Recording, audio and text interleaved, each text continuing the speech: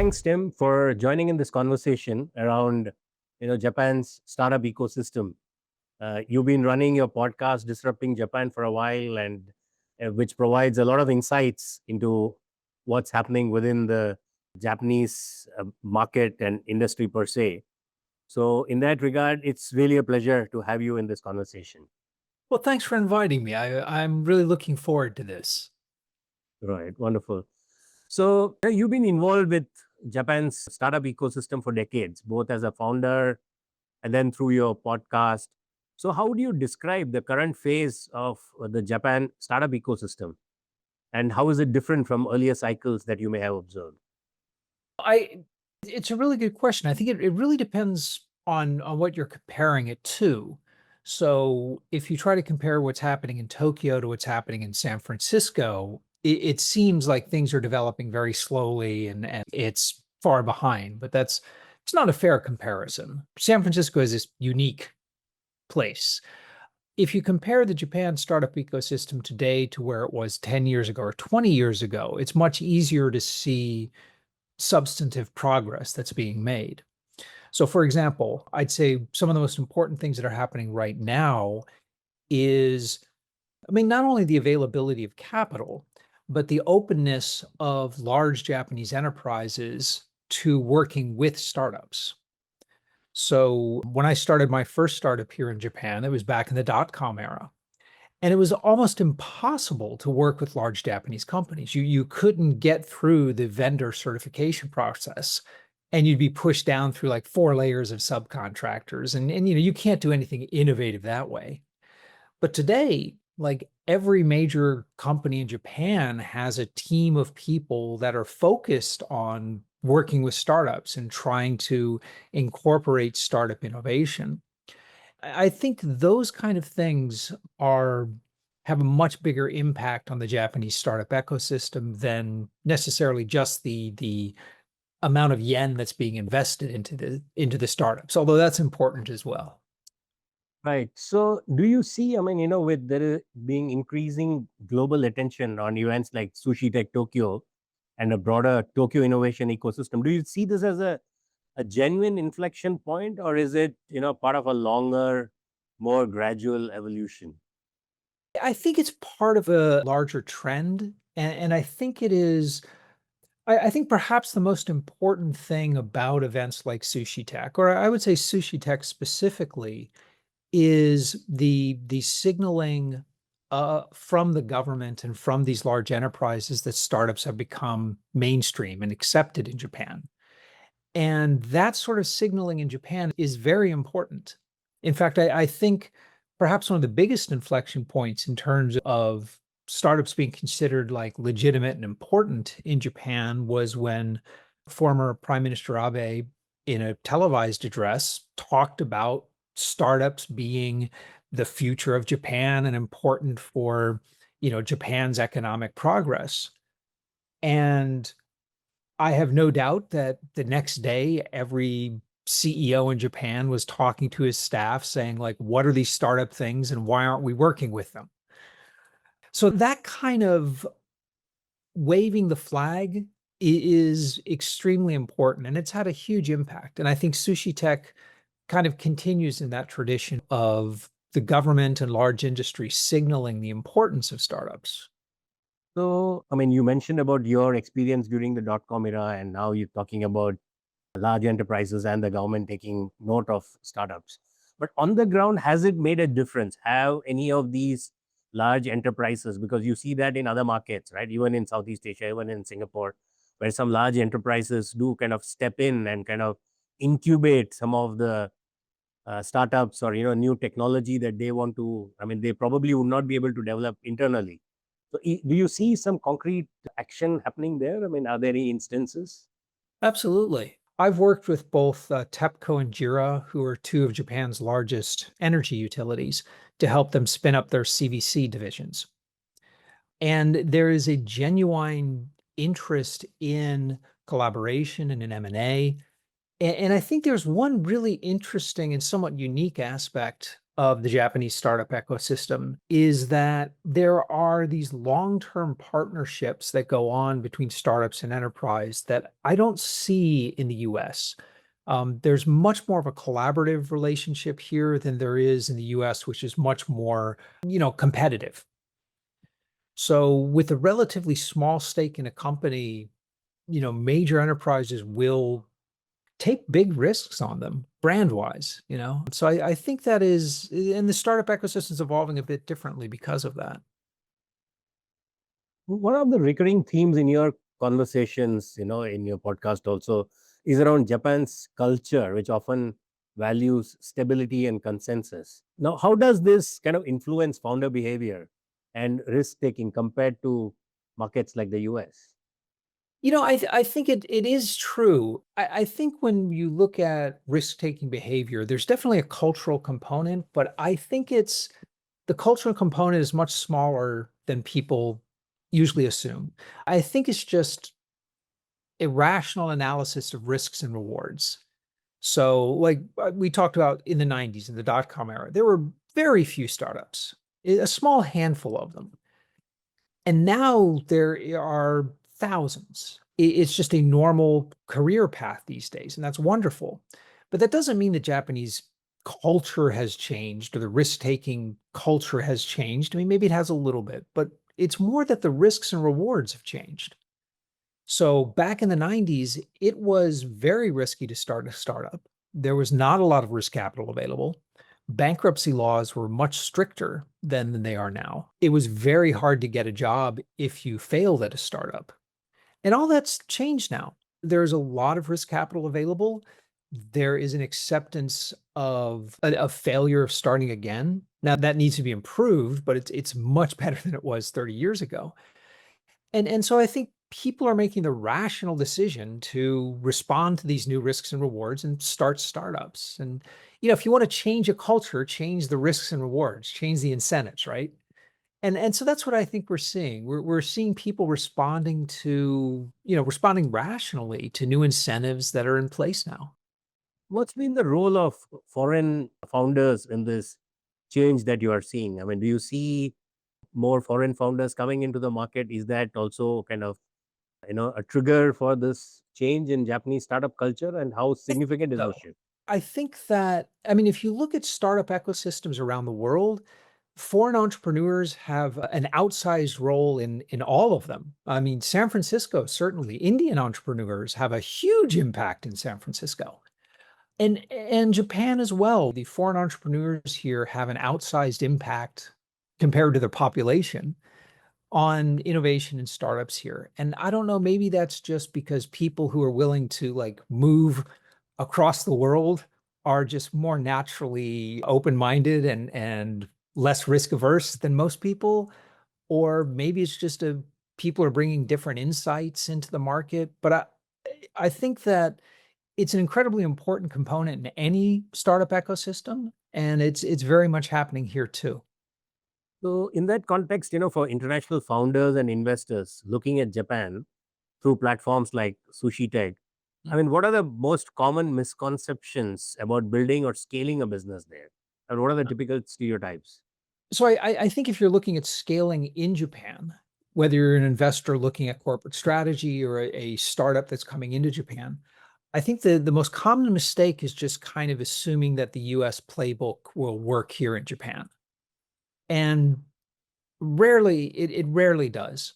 And it's not just things like the sales cycles are longer and things like that, but it's just the acceptance of doing something doing something new is good, but doing something that's unproven or might be seen as pushing the boundaries of what's acceptable is really frowned upon.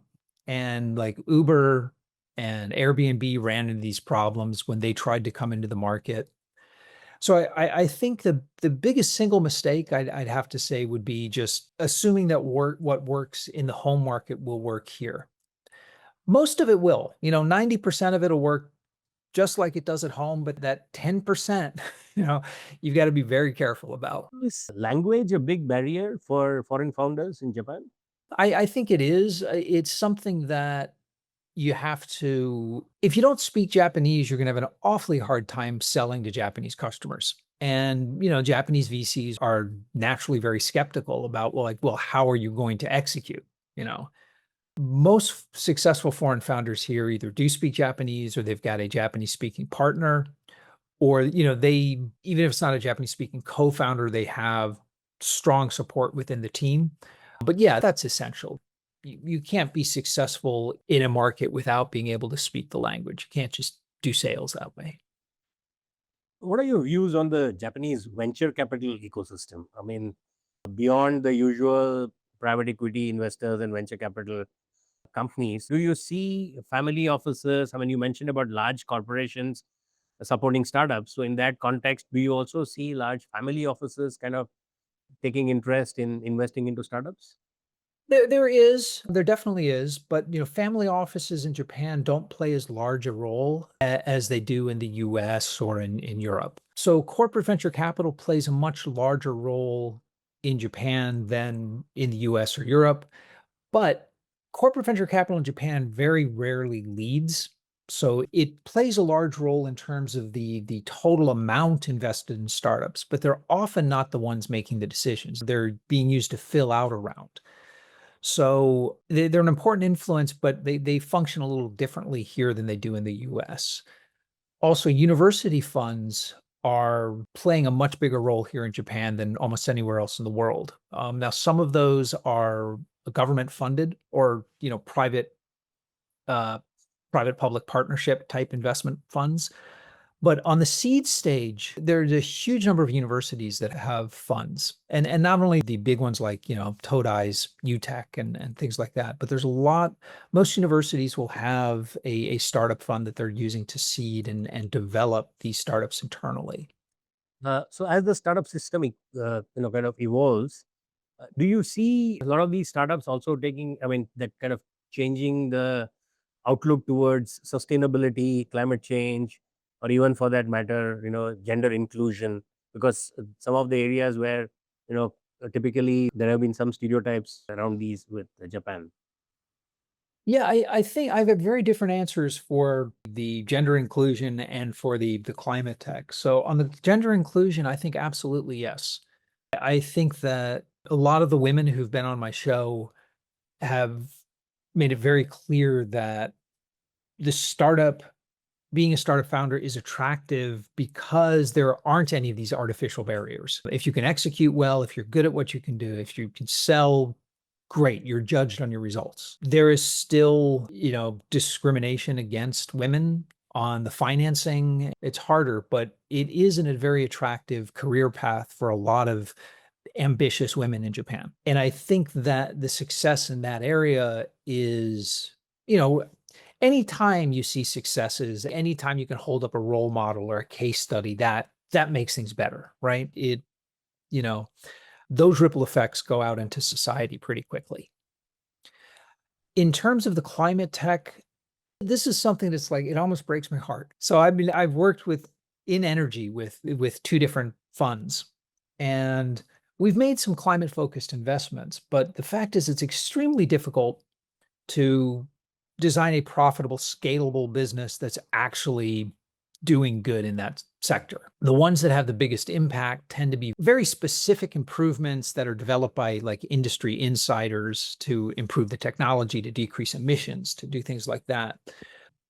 The biggest impacts on environment tend to be in response to government regulation that opens up an area, an avenue for startup innovation to run into. When regulations change, it'll take the big companies a few years to prepare for it. And that gives a wonderful opportunity for startups to innovate quickly and to get ready, get out ahead of the changes. But it's a hard space for startups to play in. So, Japan historically has had, strong capabilities in areas of robotics, manufacturing, and deep technology. How do you see these strengths translating into new globally competitive startups, particularly in areas like AI and you mentioned climate tech and even urban systems for that matter? I think so. One of the most important trends that's developing right now is on how these university funds and these universities are using startups to spin out some of this core IP, to deploy some of this deep tech ideas. Because Japan has, absolutely world-class research, but it is not good at productizing that, at turning them into startups. And a lot of people are trying to crack that code. I don't think anyone's really figured it out just yet, but it's a lot of very smart people are putting a lot of effort into it. And it's one of the things I'm most optimistic about, something to watch that's going to change. Um, and that covers a lot of areas, particularly things like bioscience, the life sciences, material science, a lot of the deep tech areas. There's just some fantastic research going on. In AI and robotics, Japan has some very unique areas in physical AI. In the actual AI right now, I think the whole world is kind of trying to catch up to the US and China in terms of this current generation of AI, the large language models. Also, in terms of robotics, I mean, Japan still is way out ahead in terms of industrial robots and process robots, but the sort of next generation of robots, both the humanoid and the industrial ones that are coming out of China, I think is going to be a very real threat to Japanese dominance here. That said, there's a lot more to robots than the hardware. And so I think that robotics in general, over the next 10 or 15 years, the industry is going to look radically different 10 years from now than it does today. Now, predicting exactly how that's going to be is a lot harder, but there are so many things in flux right now. It's an incredibly exciting time. What about the automobile industry? I mean, there was a time when Japan was with the Hondas and Toyotas leading the world, but now with electric vehicles, the dominance seems to be shifting completely towards China. So I, where I does think Japan view on that? I think Japan's auto industry really is an inflection point right now. I think so. Japan made really big bets on hydrogen back around, in the early 2000s. And, at the time, perfectly good bet. Nobody knew battery costs were going to drop by 95% and energy density was going to increase by whatever it was, sixfold. So, good bet at the time. They held on to it much longer than they should have. So, yeah, Japan's automakers are pretty far behind in EVs, despite the fact that, like, the Nissan Leaf was the first really successful commercial electric car. But right now, Toyota, Honda, they're gearing up. I think they're very serious about getting into the EVs, but I think right now the Japanese auto industry is playing catch up on that. We'll see whether they can catch up. Now, that said, you know, they know how to make cars. The rest of it, if you get away from the powertrain, still some exceptional engineering. It's a interesting time for the Japanese automakers, and it's such an important industry for Japan. So I think a lot hangs on how Japan's big automakers, whether they actually come out in front or whether they're, you know, playing catch up for years. Right. Wonderful. So as we go into Sushi Tech Tokyo this year, and with so many startups, investors, and policymakers gathering there, what are the things? What are, let's say, three things that you're going to look forward to at this year's edition? Is there anything specific that you're looking out for? Well, actually, for me personally, I'm looking at the collaborations between the enterprises and the startups because a lot of the big exhibitors at Sushi Tech are the big Japanese conglomerates, the banks, the major enterprises in Japan. And the types of collaborations they're doing, the types of investments they're doing is a really good indicator of what they see as their future strategy, where they're headed. So that's what I'm personally going to be really looking at. But it's a great event. There's so much going on there. Wonderful, Tim. Thanks very much. So I look forward to meeting you in Tokyo, at maybe on the sidelines of the event. And it's been a pleasure speaking with you today. Likewise. So look forward to talking with you soon. Yeah. Thank you.